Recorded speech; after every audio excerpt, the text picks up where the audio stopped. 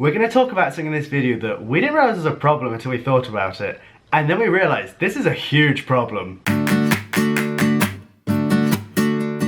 If you're new to our channel, make sure you hit the subscribe button. We make videos 3 times a week and we'd love you to join us. Today we're talking about gender disappointment, which is something that I was kind of aware about, but until we really thought about it, didn't realize quite what a big deal it was. When we were pregnant with our first baby, Leo, we both thought it was going to be a girl, didn't we? Like, our families did too. They kind of support us in that idea. Everyone was like, yeah, it's going to be a girl. And we were really excited because we thought we were having a girl.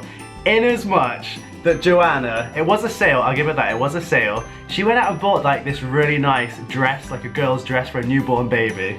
And we didn't know what we were having. And then when we found out, it was a really weird feeling because we were both emotionally prepared for it to be a girl. We were both convinced, like, I don't know why, because you can't know what your baby is going to be. But so then when they told us it was a boy, I was kind of like, oh.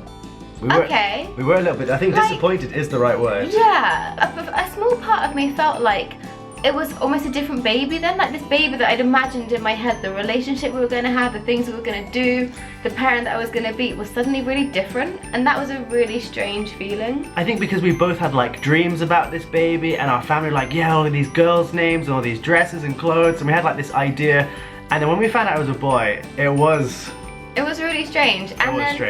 And then the strangest thing afterwards was then a lot of people actually said things to me, and like it took me obviously like a little bit of time to process it, but obviously I loved this baby. I was still so excited whether it was a girl or a boy or not. I was so excited still. So then when people started saying things that actually addressed kind of this gender disappointment, I got so annoyed. So a couple of people quite close to me were like, oh, shame it's not a girl, or a couple of things. I can't remember now because it was like 3 years ago, but I remember feeling so like protective over this baby that people weren't going to love it as much because it was a boy.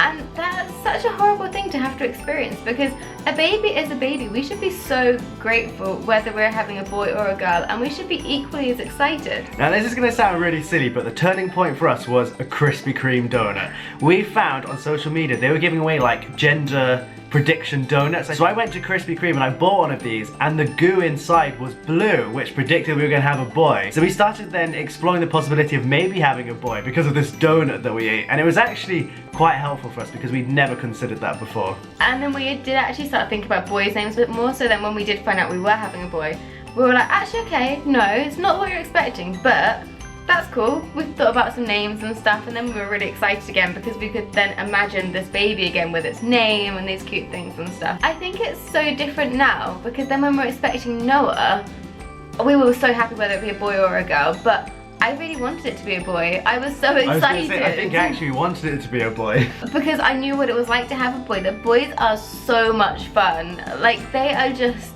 the funniest, craziest little things you could ever imagine, and I absolutely love being a mum to boys. Like, they make my heart so happy, and I can't imagine anything else. It's something that people say quite a lot on YouTube to us, like, oh, I hope you guys have a girl in the future. And like, obviously it would be fun if we had a girl, like that would be really sweet, but at the same time I'm not having another baby in the future because I want a girl. It's because I love having children, I love my family, and if I only ever have boys, my heart will be full. I will be so happy because boys are amazing. Just as girls are so cute, boys are so cute and crazy. It's really important to notice that whatever disappointment we did experience, and we did have those feelings of disappointment a couple of years ago, all of those feelings have been totally replaced now because our boys are absolutely amazing. Like, I would not change them. Like, you know, gender aside, like, they're just the most amazing children we have. I think the preconceived ideas that you have about whether you want a boy or a girl is kind of not necessary, because